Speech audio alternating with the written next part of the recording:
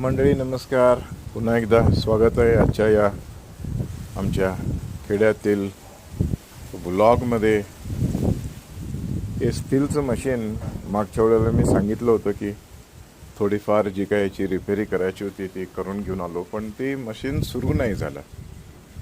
आजपर्यंत हे मशीन न सुरू झाल्याने हे घरच्या आजूबाजूला बघा केवढं गवत वाढून राहिलं.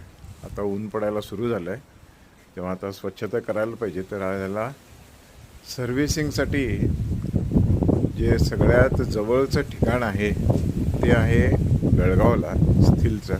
त्या सर्व्हिसिंग स्टेशनमध्ये सेंटरमध्ये आज त्याला घेऊन झालो या मशीनला, जेणेकरून हे काम करायला सुरू करेल.